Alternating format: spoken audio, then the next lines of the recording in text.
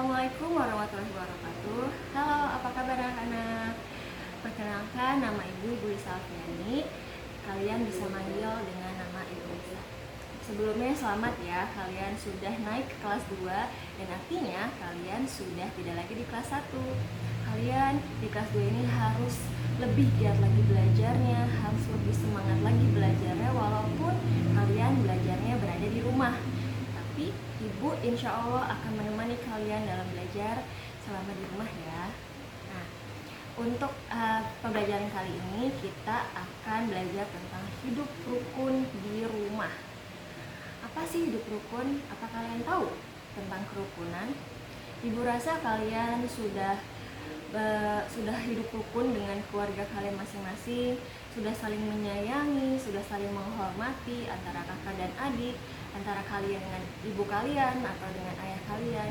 Ibu harap kalian hidup rukun di rumah, tidak ada pertengkaran dan akan menciptakan kedamaian. Nah, untuk lebih jelasnya, mari kita simak video berikut ini. Assalamualaikum warahmatullahi wabarakatuh. Baiklah anak-anak, kali ini belajar tentang hidup rukun ya. Nah, ini dari ringkasan materi kelas 2C.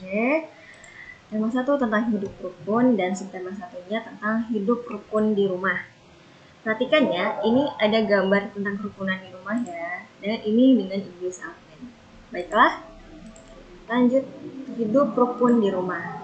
Perhatikan gambar berikut ini. Ini ada gambar keluarganya Udin. Ini Udinnya ya. Udinnya yang pakai kacamata, dan ini ada kakaknya, ini ada ayahnya, dan ada juga ibunya. Mereka sedang bercengkrama di ruang tamu. Terlihat sekali mereka hidup rukun ya.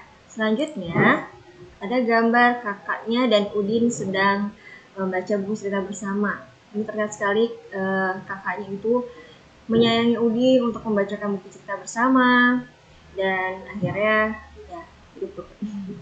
Lanjut, kita baca bersama-sama ya. Apakah sudah bisa baca semua? Harus bisa. Baiklah. Suasana damai di rumah Udin terlihat karena adanya kerukunan. Ayah dan ibu rukun, kakak dan Udin rukun, semua anggota keluarga saling menjaga kerukunan di rumah. Sehingga suasana di rumah menjadi bahagia dan damai.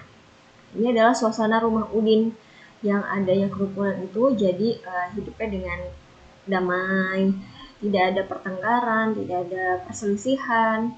Ayah dan ibu rukun, kakak dan Udin juga rukun. Lanjut, baiklah, simaklah teks cerita berikut ini bersama-sama ya. Suatu hari, ayah membawakan buah tangan untuk Mutiara dan Udin. Mutiara mendapatkan buku cerita dan Udin mendapatkan mainan. Mutiara dan Udin berterima kasih kepada ayah dan ibu. Ayah dan ibu bahagia melihat buah hati mereka selalu rukun. Nah, di sini ada kata yang bercetak tebal, ada dua ya, ada buah tangan dan buah hati.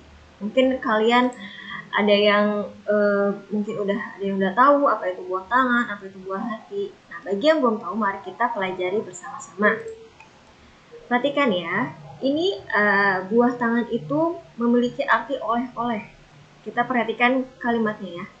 Suatu hari, ayah membawakan buah tangan untuk Mutiara dan Udin.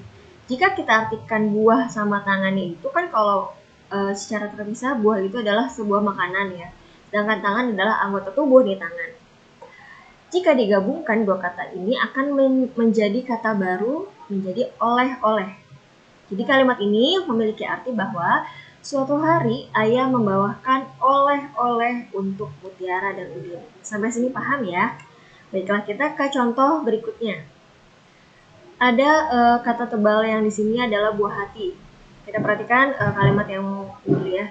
Ayah dan ibu bahagia melihat buah hati mereka selalu rukun. Buah hati di sini memiliki arti anak artinya ya. Jadi ayah dan ibu bahagia melihat anak mereka selalu rukun. Paham ya? Jadi kalau buah tangan itu adalah oleh-oleh dan buah hati adalah anak. Kata yang bercetak tebal di atas merupakan sebuah ungkapan. Ungkapan adalah gabungan kata yang memiliki arti berbeda dengan kata asalnya. Jadi yang tadinya kata ibu kalau misalkan buah itu hanyalah arti buah itu adalah makanan, kalau misalkan tangan itu adalah organ tubuh, sedangkan kalau digabungkan itu memiliki arti oleh-oleh. Sampai sini paham? Baiklah, nanti kita akan pelajari lebih dalam lagi di latihan-latihan atau di ringkasan materi ya. Selanjutnya, selain mendapat buku cerita, Mutiara juga mendapat buku lain dari ayahnya. Nah, perhatikan sampul bukunya. Apa gambar yang kalian lihat? Perhatikan nih gambar sampulnya. Mungkin kalian sudah sering ya melihat gambar ini di dalam kelas kalian yang untuk kelas 1. Ini adalah gambar burung Garuda. Perhatikan, ini lebih jelas lagi. Ini ada gambar burung Garuda. Gambar burung Garuda ini dia mengalungi perisai. Perhatikan nih perisainya. Perisai ini melambangkan simbol-simbol pada sila Pancasila. Dan dia juga mencengkeram pita yang bertuliskan Bhinneka Tunggal Ika. Baiklah, kita simak ya. Burung Garuda merupakan lambang negara Indonesia. Jadi kalau misalnya ada yang nanya, apa sih ini lambang negara Indonesia? Kalian sudah tahu dong jawabannya. Jawabannya adalah burung Garuda. Jadi burung Garuda adalah lambang negara Indonesia. Pada bagian kaki terdapat pita yang bertuliskan Bhinneka Tunggal Ika. Artinya, walaupun berbeda-beda tetapi tetap satu jua. Apa sih Bu maksudnya? Aku nggak ngerti. Baiklah. Jadi di Indonesia ini terdapat berbagai macam agama. Ada agama Islam, agama Kristen, Katolik, Buddha, Hindu, Konghucu. Nah, itu adalah berbeda-beda agama. Walaupun berbeda, tapi kita tetap bersatu. Ibaratnya kita tidak membeda-bedakan agama, tidak saling mengejek, dan juga saling menghormati. Selain agama, ada juga perbedaan tentang kesukaan atau tentang hobi, tentang makanan kesukaan, kebiasaan dan lain-lain itu berbeda, tapi kalian dengan teman kalian juga kan bergabung, bermain bersama, tidak saling membedakan. Nah, itu artinya walaupun berbeda tetapi tetap satu juga. Lanjut. Nah, perisai yang tadi Ibu bilang ini adalah perisai dikalungi memuat 5 sila Pancasila. Pancasila masih ingat gak sih? Kalian harus ingat ya, harus selalu ingat. Nah, baiklah, selanjutnya setiap sila Pancasila memiliki simbol yang terdapat pada perisai burung Garuda. Ini untuk lebih jelasnya, ini gambar perisai yang dikalungi sama burung Garuda tadi ya. Ada gambar kepala banteng, ada gambar pohon beringin, ada gambar bintang, padi dan kapas, dan juga rantai. Masih ingatkah kalian apa sih simbol-simbol ini? Simbol keberapa? Ini banteng keberapa? Mari kita simak ya, biar ingat-ingat. Yang pertama, ini ada sila pertama. Sila pertama itu disimbolkan dengan gambar bintang. Yang kedua, ada gambar rantai. Ini juga melambangkan sila kedua Pancasila. Kalian harus ingat, yang pertama bintang, yang kedua rantai. Ketiga, ada pohon beringin. Pohon beringin di sini menjadi simbol sila ketiga Pancasila. Yang keempat, ada kepala banteng. Dan yang kelima, padi dan kapas. Kalian harus ingat ya, karena di tema 1 ini kalian lebih sering belajar tentang simbol Pancasila. Jadi kalian harus paham, harus ingat-ingat, oh bintang tuh sila pertama, rantai sila kedua, pohon beringin ketiga, kepala banteng 4, dan yang kelima padi dan kapas. Kita harus mengamalkan sila-sila Pancasila. Nah, ini merupakan contoh pengamalan sila Pancasila. Baiklah, lihat gambar yang di sini. Ini ada gambar keluarga Udin sedang melaksanakan sholat berjamaah ya. Ini pengamalan sila ke-1 atau sila pertama, beribadah bersama. Contoh lainnya apa? Kalau misalkan kalian sebelum melakukan makan atau sebelum melakukan belajar itu kan kalian berdoa. Nah, itu termasuk sila pertama. Pokoknya selalu mengingat Tuhan atau Allah, kalian itu sudah mengamalkan sila pertama pada Pancasila. Selanjutnya ada gambar ini kakaknya dan Udin sedang membaca buku bersama. Ini artinya merupakan sila kedua, saling menyayangi dengan saudara. Baiklah, selanjutnya ada gambar Udin dan teman-temannya sedang kerja kelompok ya. ini kayaknya akan menghias untuk Agustusan gitu kan, atau untuk pesta ulang tahun. Ini sepertinya pesta ulang tahun. Jadi mereka itu saling kompak, saling bekerja sama supaya pekerjaan itu cepat selesai. Nah, ini merupakan sila ketiga. Contohnya ada kerja kelompok tadi. Yang keempat, Lani dan Gayu sedang berdiskusi. Berdiskusi ini termasuk sila keempat pada Pancasila. Contoh lainnya adalah musyawarah pemilihan ketua kelas, musyawarah dengan keluarga untuk merencanakan liburan kemarin mungkin. Itu adalah termasuk sila keempat pada Pancasila. Dan yang terakhir, ini ada gambar lagi gotong royong kerja bakti di rumah. Ini termasuk sila kelima pada Pancasila, yaitu gotong royong. Lanjut. Udin bersama Mutiara mengelompokkan buku-buku. Tadi buku-buku yang diberikan ayahnya itu mungkin sudah menumpuk banyak, akhirnya dikelompokkan dan dimasukkan ke dalam rak ya. Setiap kelompok berisi 10 buku. Contoh, satu kelompok sama dengan 1 puluhan. Lihat gambar di sini ya. Satu kelompok ini ada 10 buku. Jadi ketika satu kelompok ini, kumpulan ini ada 1, 2, 3, 4, 5. Artinya ada 10, 20, 30, 40, 50. Jadi ada 5 tumpukan buku. Yang tumpukan buku ini berisi 10 buku. Kalau ada 5 adalah 50. Paham ya? Selanjutnya, ini ada tumpukan buku. Bu, ini kayaknya nggak 10 deh, betul. Ini hanya ada 7 karena ini merupakan satuan. Kita hitung ya, 1, 2, 3, 4, 5, 6, 7. Jadi ini hanya ada 7, tidak 10. Karena ini ada 50 dan ini 7, maka buku yang dimiliki oleh Mutiara sebanyak 57 buku. Paham ya? Lanjut. Nah, ini ibaratkan kubus satuan. Jika hanya ada 1, ini adalah satuan, 1 kubus. Nah, kubus satuan berjumlah 10 digambarkan menjadi 1 kubus puluhan. Jadi yang ini adalah 1 kubus satuan, dan yang ini karena satuannya ini, tumpukan ini ada 10, jadi satu tumpuk ini berisi 10 kubus. Paham ya? Lanjut. Ini isinya 10. Jika ada beberapa ini kita hitung dulu ya. 1, 2, 3, 4, 5, 6, 7, 8, 9, 10. Ada 10 kubus tumpukan ini.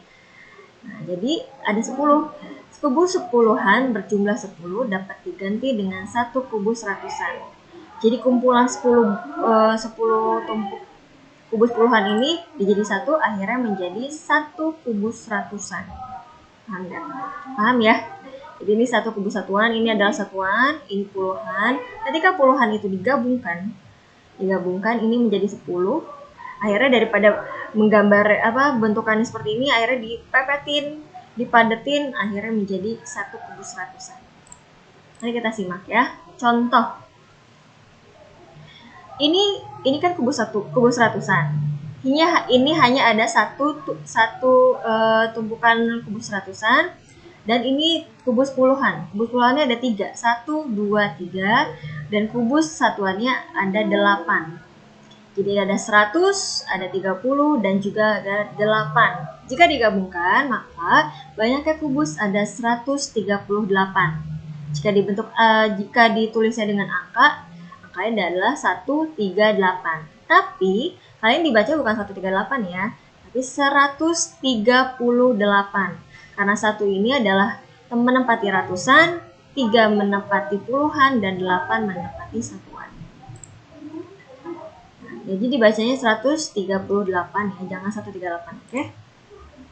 Baiklah, membaca lambang bilangan. Tadi udah Ibu jelaskan, bukan kalian bacanya 248, tapi 248. Karena 2 ini menempati ratusan, 40-an, dan 8 satuan, maka dibaca 248. Selanjutnya, ini dibacanya bukan 504 atau 504, tapi 504. Bu, kenapa? Nolnya nggak puluhan? Karena di puluhan itu adanya 0. 0 itu tidak dibaca ya. Jadi bukan 504, bukan. Tapi 504. Karena si puluhan ini menempatinya 0, yang menempatinya 0, jadi dibacanya 504. Selanjutnya 930, bukan 930 ya. Karena di sini satuannya yang 0, maka satuannya tidak ditulis, di sininya kosong. Kayak tadi, ini puluhannya kosong karena nilainya 0. Karena nilainya 0, jadi tidak dibaca, jadi 504. Nah, karena ini yang 0 itu bagian satuan, makanya dibacanya 930. Insya Allah paham yang sampai sini ya. Baiklah, kita akan menyanyikan lagu Peramal dan Sopan. Untuk kalian lebih pahamnya, mari kita dengarkan lagu ini bersama-sama ya.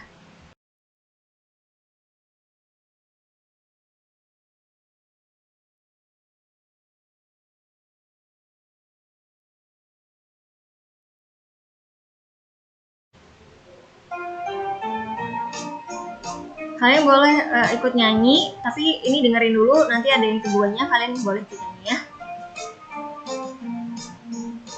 Bukan yang congkak, bukan yang sombong, yang disayangi, handai dan tolan, hanya anak yang tak pernah bohong, rajin belajar, beramah dan sopan. Bukan yang congkak, bukan yang sombong, yang disayangi, handai dan tolan, hanya anak yang tak pernah bohong, rajin belajar, beramah dan sopan. Gimana? Bisa kan lagunya? Oke. Kita nyanyikan lagi bersama-sama ya.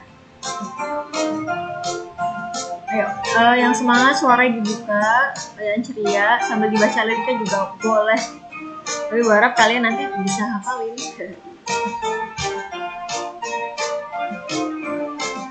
Lagi ya. Bukan yang congkak, bukan yang sombong, yang disayangi, handai dan tolan, hanya anak yang tak pernah bohong, rajin belajar, beramah dan sopan. Ayo bareng-bareng. Bukan yang congkak, bukan yang sombong, yang disayangi, handai dan tolan, hanya anak yang tak pernah bohong, rajin belajar, beramah dan sopan. Yeay. Hanya Sekali lagi. anak yang tak pernah bohong, rajin belajar, beramah dan sopan. Oke, baiklah. Gimana lagunya? Menyenangkan kan? Oke. Lagunya cukup menyenangkan dan gue harap kalian bisa menghafalkan nantinya ya. Kalian bisa belajar di rumah, latihan di rumah, mau sambil tiduran, mau sambil duduk, mau sambil nonton TV, kalian nyanyi boleh, tapi jangan sambil makan ya. Oke, lanjut. Nah, apa kamu sudah dapat membedakan panjang pendek bunyi pada lagu tadi? Bunyi yang panjang terdengar lebih lama dibandingkan dengan bunyi pendek. Tadi contohnya, bukannya congkak. Nah, itu adalah bukannya congkak itu pas bagian congkak, itu adalah bunyi yang panjang. Bukannya congkak. Nah, congkak itu adalah bagian panjang. Nah, tanda yang panjang ini, tanda ini merupakan nada yang dinyanyikan panjang. Dan tanda titik merupakan nada yang dinyanyikan pendek. Jadi ketika bukannya congkak, pas bukannya itu, bu-nya itu adalah nada yang dinyanyikan pendek. Coba kita belajar ya, untuk membedakan nada yang dinyanyikan panjang dan yang dinyanyikan pendek. Perhatikan perhatikan tulisannya ya. Bukannya congkak. Nah, ketika bukannya congkak, ketika bu ini titiknya hanya ada satu titik. Titik, titik, titik, panjang, titik. Bukannya congkak. Ini kenapa panjang? Karena bagian sini dinyanyikan panjang. Bukannya sombong. Paham ya? Jadi bukannya sombong ini bukannya sombong kan gitu, tapi bukannya sombong. Oke? Nah, itu dia tadi penjelasan dari Ibu. Semoga kalian bisa memahami apa yang Ibu jelaskan. Jika kalian tidak paham, kalian bisa nanya ke Ibu atau nanya ke orang tua kalian masing-masing ya. Atau mungkin punya kakak di rumah yang bisa menjelaskan, mangga boleh banget. Nah, untuk tugas-tugasnya jangan lupa untuk kalian kerjakan dengan baik ya, dan dikumpulkan dengan foto. Sekian penjelasan dari Ibu. Mohon maaf apabila ada kesalahan kata. Wabillahi taufiq wal hidayah. Wassalamualaikum warahmatullahi wabarakatuh. Sampai ketemu di video selanjutnya.